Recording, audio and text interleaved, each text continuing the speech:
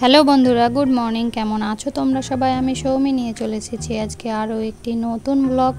আজকে এখন তোজোকে পড়াচ্ছে, এখন সকাল ওই 7:30 আর রোদ উঠে গেছে। আজকে খুব গরম আছে, মানে সকাল থেকেই খুব গরম। আর সকালবেলা চা মুড়ি খেয়ে নিয়ে তোজোকে এখন পড়াতে বসেছি। আজকে সকালেও স্যার আসবে না।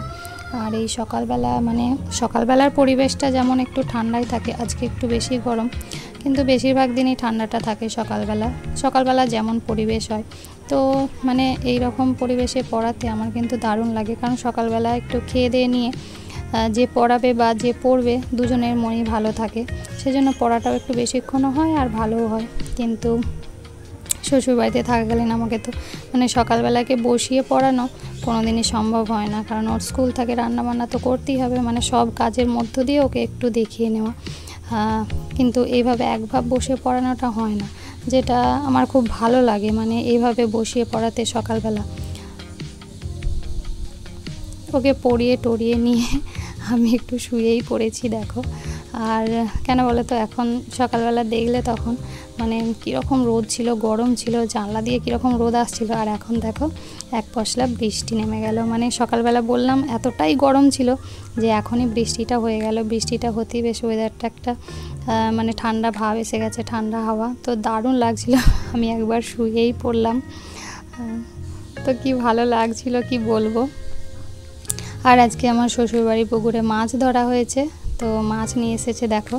আর মাছকে একটা দারুণ ছ্যাঁচড়া করবে আমি বলেছি, আর সেই জন্য আমি বলেছিলাম যে মাছ যেহেতু মানে ধরা হয়েছে, তো বড় মাছের মাথা থাকলে নিয়ে আসবে। তো মানে দেখে দেখে যেটা দরকার সেটাই পেয়েছে, কাতলা মাছের মাথা। আর মা এখানে কিছুটা গিমা শাক তুলেছে দেখো, আর ছ্যাঁচড়া সব কিছু জোগাড় করেছে। বাবা গিয়েছিল বাজার, আবার দেখো কত বাজার করে নিয়ে এসেছে।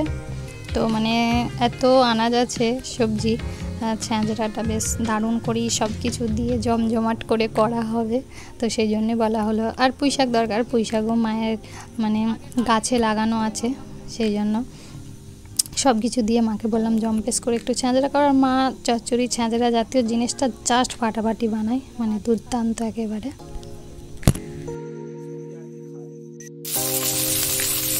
মা মাছগুলো ভেজে নিয়েছে প্রথমে, যেগুলো মানে মাছের ঝাল রান্না করে খাওয়া হবে, আর হচ্ছে তারপরে কাতলা মাছের মাথাটা ভেজে নিচ্ছে। আর দেখো এখানে ছ্যাঁচড়ার সমস্ত আনাজ আছে, কুমড়ো, পটল, বেগুন, বরবটি, হোঁপা, ঝিঙেটা দেওয়া হয়নি, আর আলুর সাথে আছে আলু, মূলো, গাজর, আর এখানে পুঁই শাক।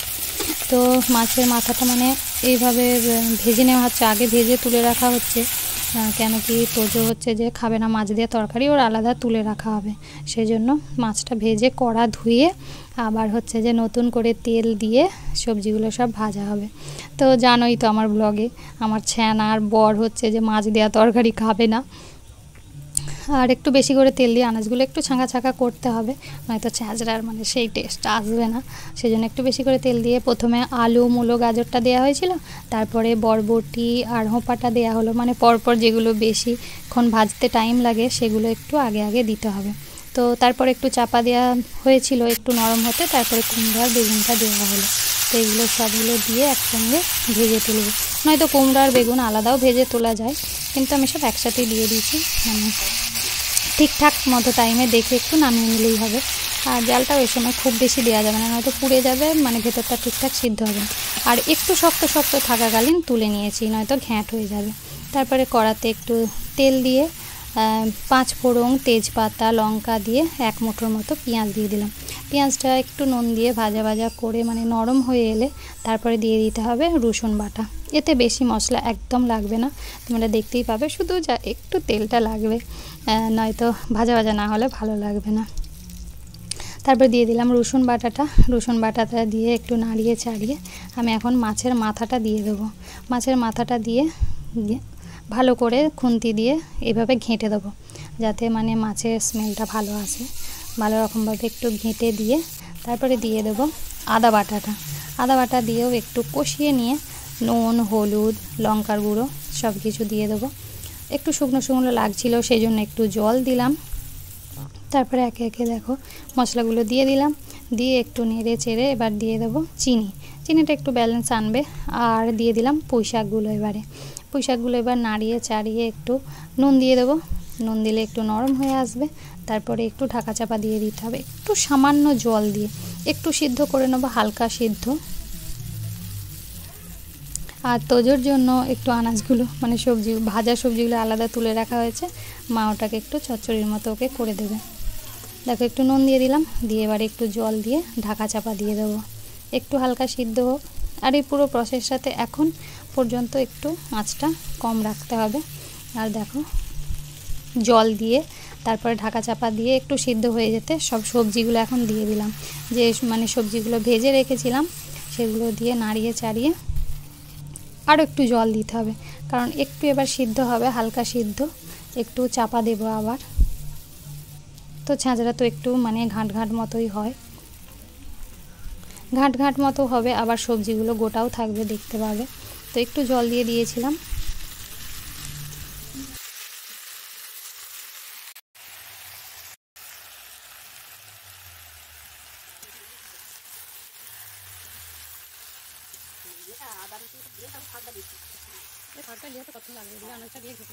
গরম মশলাটা আমাকে একটু কম লাগে।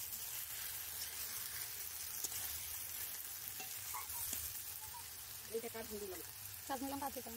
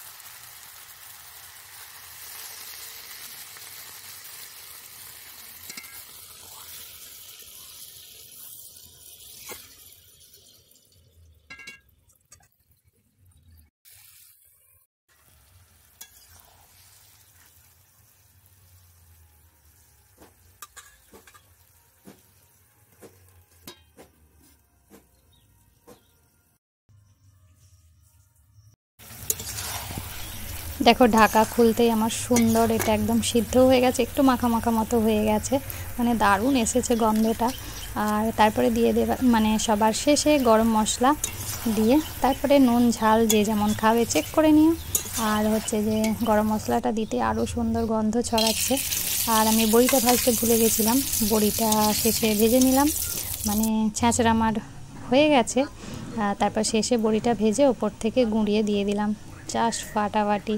এখন খেয়ে দেখি। আর বাবা খেয়ে খুব সুনাম করেছিল, একদম বিয়েঘরের মতো, মানে যে কোনো কাজ বাড়ির মতো ছ্যাঁচড়াই হয়েছে। তোমরা একবার এইভাবে মানে ট্রাই করে দেখো, জাস্ট ফাটাফাটি। আমি একদম অল্পই নিয়েছি, আর আমি যেহেতু একটু খাবো সেই জন্য আজকে লঙ্কাটাও কম দিয়েছি। দেখলে আমি এখন তো মোটেই ঝাল খাচ্ছি না, মানে ঝাল তেল মশলা, জাস্ট ছ্যাঁচড়াটা একটু নিয়েছি আজকে, একদম অল্প করি। তো আমার মুখটা দেখেই বুঝতে পারছো মানে কতটা সুন্দর হয়েছে। নিজের সুন্দর লাগার থেকে যাদের জন্য করি তারা যদি খেয়ে সুন্দর বলে তখন বেশি ভালো লাগে। তো যাই হোক, চলো আজকের মতো ব্লগটা এখানে শেষ করছি। ভালো থাকবে সবাই, টাটা, আবার দেখা হবে নেক্সট ব্লগে।